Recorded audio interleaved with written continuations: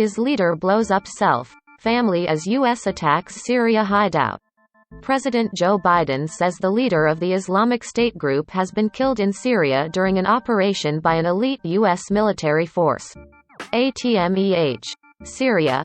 The leader of the Islamic State group blew himself up along with members of his family as American forces raided his Syria hideout Thursday, the U.S. said, the second time in 3 years the United States has taken out a leader of the violent group that has been struggling for resurgence with deadly attacks in the region. President Joe Biden announced the overnight raid by American Special Operations Forces, which U.S. officials called a significant blow to the radical militant organization.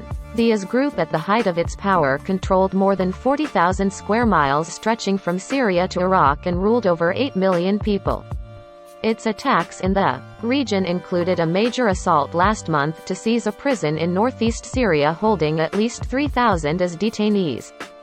The raid targeted Abu Ibrahim al-Hashimi al-Qurayshi, who took over as head of the group on October 31, 2019, just days after leader Abu Bakr al-Baghdadi. During a U.S. raid, al-Qurayshi, unlike his predecessor, was far from a household name, a secretive man who presided over a far diminished version of the group and didn't appear in public. Biden said al-Qurayshi died as al-Baghdadi did, by exploding a bomb that killed himself and members of his family, including women and children, as U.S. forces approached. Thanks to the bravery of our troops, this horrible terrorist leader is no more, Biden said at the White House. He said al-Qurayshi had been responsible for the prison assault, as well as genocide against the Yazidi people in Iraq in 2014. About 50 U.S. Special Operations Forces landed in helicopters and attacked a house in a rebel-held corner of Syria, clashing for 2 hours with gunmen. Witnesses said. Residents described continuous gunfire and explosions that jolted the town of Atma near the Turkish border, an area dotted with camps for internally displaced people from Syria's civil war. Biden said he ordered U.S. forces to take every precaution available to minimize civilian casualties, the reason they did not conduct an airstrike on the first responders reported that 13 people had been killed, including 6 children and 4 women. Pentagon Press Secretary John Kirby said U.S. forces were able to evacuate 10 people from the building, a man, a woman and 4 children from the first floor and 4 children from the second floor. He said when al-Qurayshi detonated the bomb, he also killed his wife and 2 children. Kirby said that U.S. officials were working to determine whether American action resulted in any civilian deaths. There were no U.S. casualties, Kirby said. U.S. forces took fingerprints and DNA, which confirmed al-Qurayshi's death, he said. Biden, along with Vice President Kamala Harris and senior national security aides, monitored a live feed of the operation from the White House Situation room according to an official. In December, a tabletop model of the 3-floor house had been brought to the high-security room.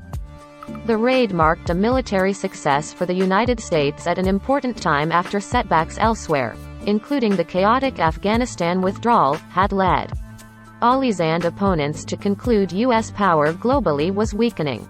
The house, surrounded by olive trees in fields outside Atma, was left with its top floor shattered and blood spattered inside. A journalist on assignment for the Associated Press, and several residents, said they saw body parts scattered near the site. Most residents spoke on condition of anonymity for fear of reprisals. Idlib is largely controlled by Turkish-backed fighters but is also an al-Qaeda stronghold and home to several of its top operatives. Other militants, including extremists from the rival IS group, have also found refuge in the region. The first moments were terrifying. No one knew what was happening, said Jamil El-Dedo, a resident of a nearby refugee camp. We were worried it could be Syrian aircraft, which brought back memories of barrel bombs that used to be dropped on us, he added, referring to explosives-filled containers used by President Bashar Assad's forces against opponents during the Syrian conflict. The top floor of the low house was nearly destroyed, sending white bricks tumbling to the ground below. A wrecked bedroom had a child's wooden crib and a stuffed rabbit doll. On one damaged wall, a blue plastic baby swing was still hanging. Religious books, including a biography of Islam's Prophet Muhammad, were in the house. Al-Quraishi had kept an extremely low profile since he took over leadership of the Islamic State. U.S. officials said he never left his apartment except to bathe on the building's roof. It is difficult to gauge how his death will affect the group.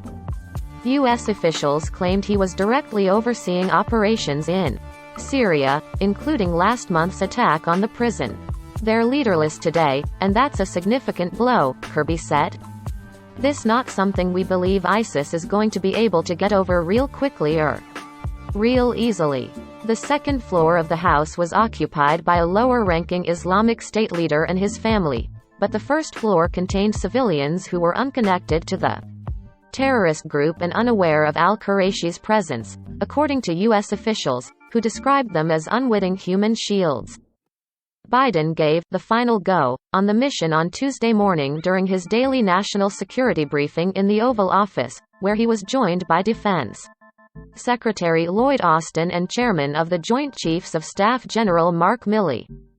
In the first stages of the operation, residents and activists said, U.S. commandos staged a large ground assault, using megaphones urging women and children to leave the area. Much to the relief of U.S. officials, the family on the first floor exited the building unharmed.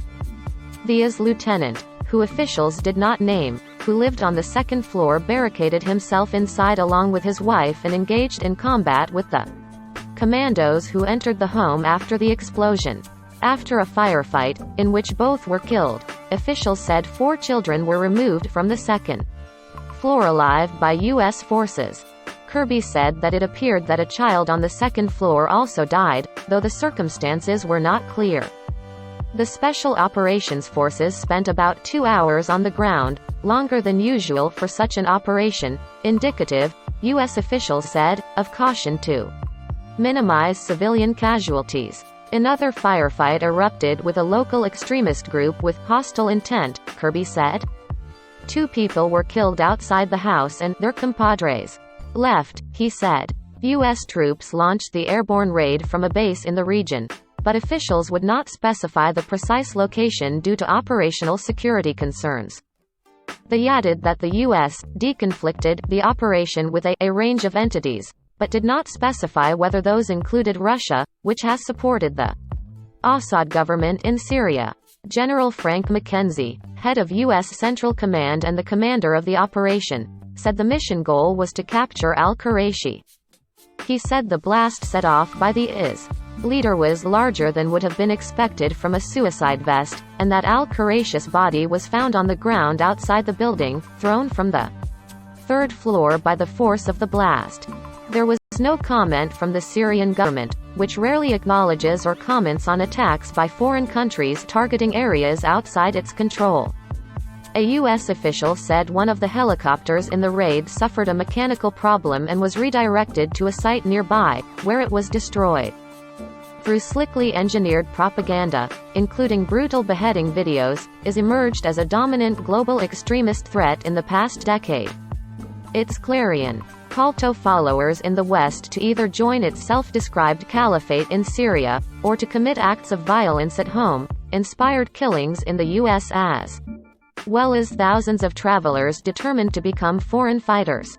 Last month's attack on the prison in Hasaka marked the group's biggest military operation since it was defeated and its members scattered underground in 2019. The attack appeared aimed to break free senior IS operatives in the prison. It took 10 days of fighting for U.S.-backed, Kurdish-led forces to retake the prison fully, and the force said more than 120 of its fighters and prison workers were killed along with 374 militants. Baldor and Miller reported from Washington, Maru from Beirut. Associated Press writers Zina Karam in Beirut, Qasim Abdul Zahra in Baghdad and Eric Tucker, Chris Magarian, Ellen Nickmeyer and Alexandra Jaffe in Washington contributed reporting.